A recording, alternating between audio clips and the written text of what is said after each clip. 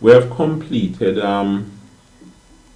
this solution for question 6 in our complex number exercise. But let's look at question 6 a bit further here. We have our answer here as negative 115. Alright, guess what? Let's do this. We have 9 plus 14 squared being equal to negative 115 plus 252i. When we have 9 plus 14i squared. That is what we have. Now, let's write both of them in polar form. So the 9 plus 14i. Remember, when you write in polar form, you imagine that you have your x and the y-axis, right? So you have your x and y-axis. So the 9 go to the right, 9 places, 90 places to the right, then go up 14. So this is your complex number. You have 14 up here and 9 to the right. So you're going to have an angle here. Call it theta. Now, the magnitude or the absolute value of the complex number, you call it r. So, as a review, your r squared equal 14 squared plus 9 squared equal. Use your calculator to work that out for me. I have a calculator here working with, so let me see, 14 squared plus 9 squared equal. Right, so it is 277. That's what you got to. You should pause the video and work it out with the calculator. So we have 14 squared plus 9 squared. So r is equal to, you have 277 and the square root of that is 16.6. 16.6. 643. Let's write to 3 decimal places while we're working out. So that is r, and then you have the angle theta. You know, tan theta is opposite over adjacent, 14 over 9. So theta will be the tan inverse of 14 over 9. So use your calculator, put 14 over 9 and tan invert that and tell me what you get. Let me see, you have 14 over 9 and I get 1.555 and then I tan invert that. I get 57.265. 57.265 degrees. So now, how do you write the general form? How do you write the form of the complex numbers? Right, the polar form again. If you don't remember, you can quickly derive it. So here you have your complex number, and in this case, what you have, alright, you can just use this same diagram to do it. You have a complex number, right? It is 9 plus 14i. What is 9? If you say cos of theta is adjacent, which is 9, over the hypotenuse, the hypotenuse, 16 point something, right? 16.643. So 9 is equal to 16.643 cos theta. We know theta already, 57.265 is 57.265. Alright? Then the 14. Remember, this height is 14, you know. So here we say that sine theta is the opposite, which is 14, over the hypotenuse, which is the r, which is 16.643. So when you transpose for 14, 14 is equal to, is going to be 16.643 sine theta, sine 57.2, right? Now, here,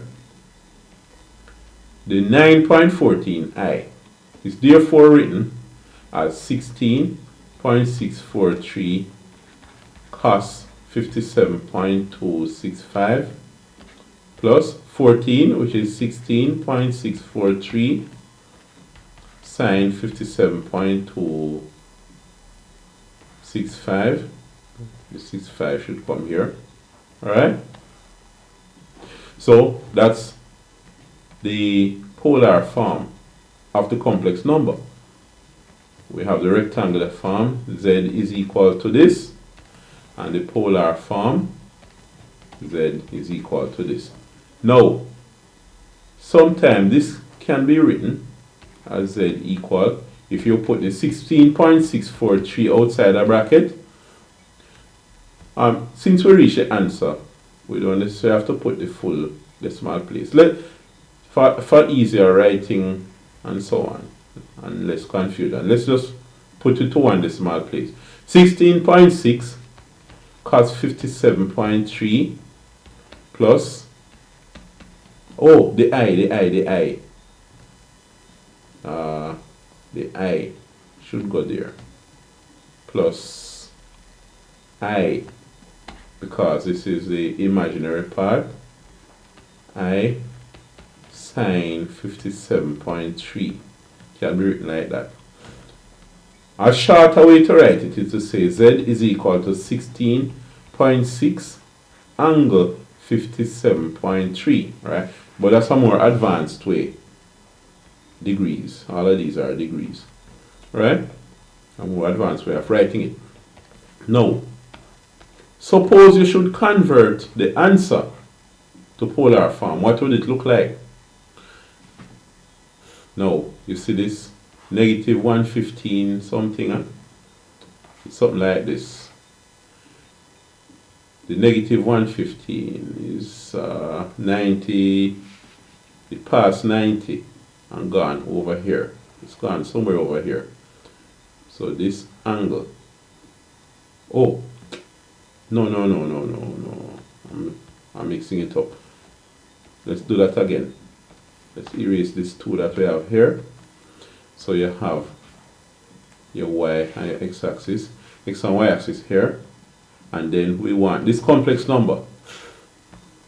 To do that, we go negative 115.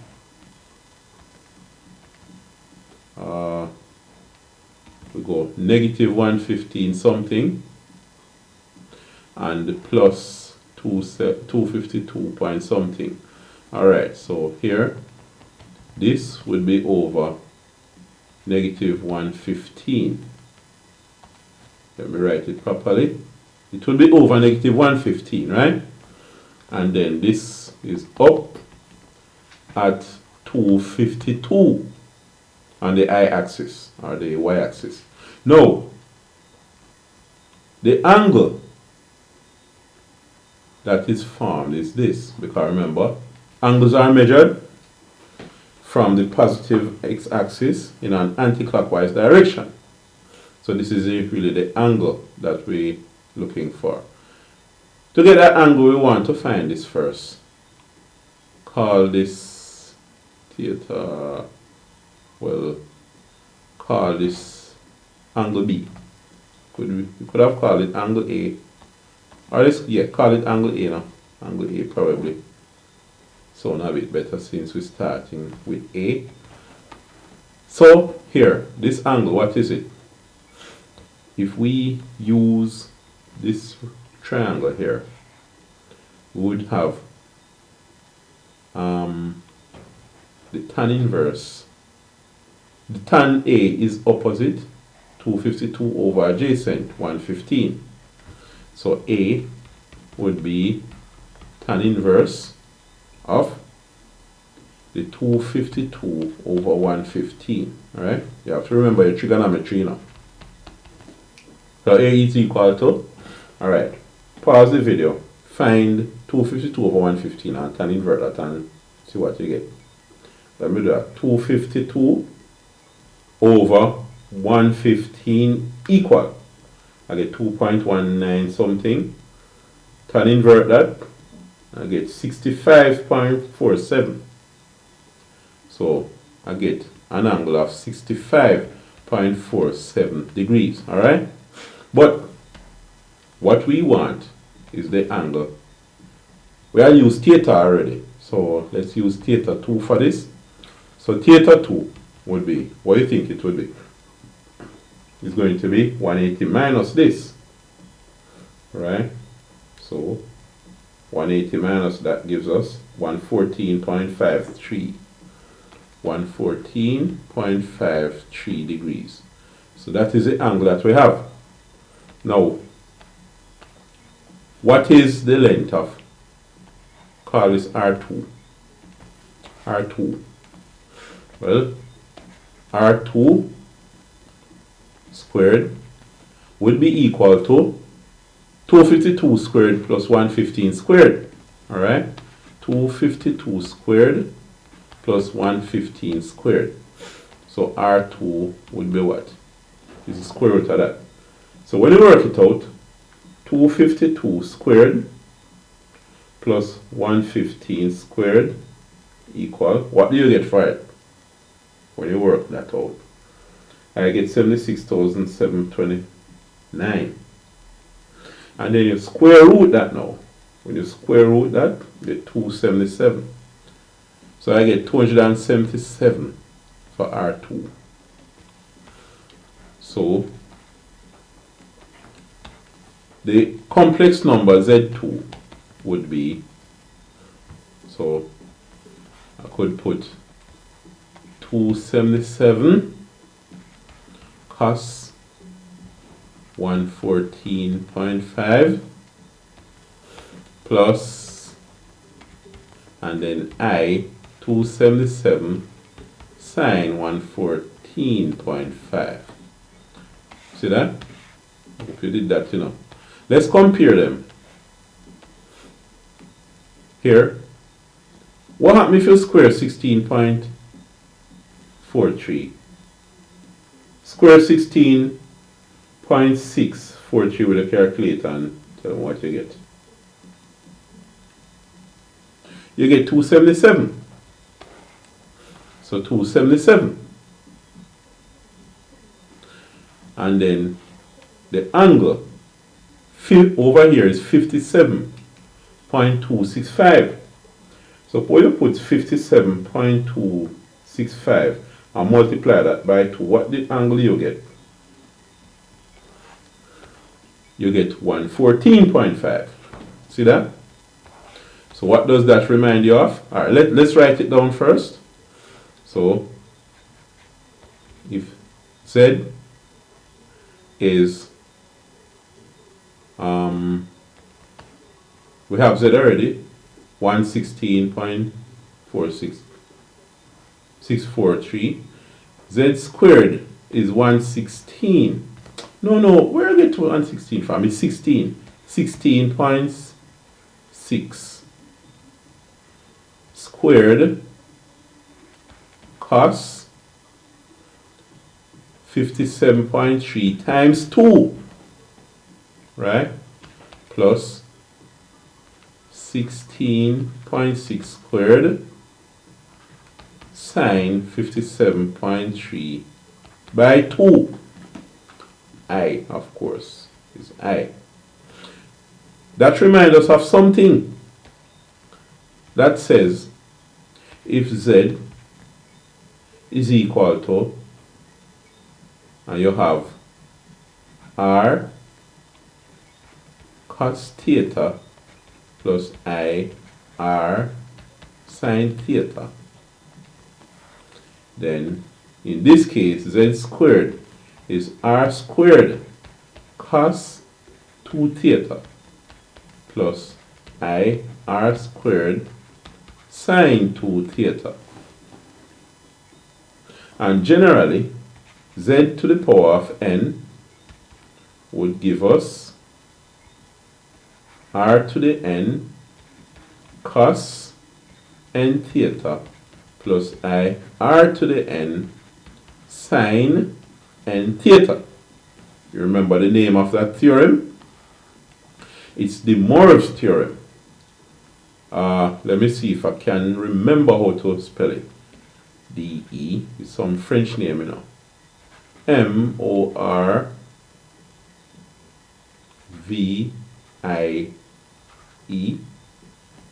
or is it MORVEI? Something like that. Theorem. Alright, I'll just look it up on my phone. The correct spelling here. You have DE. I can leave out the mark here. DE space then MOIVRE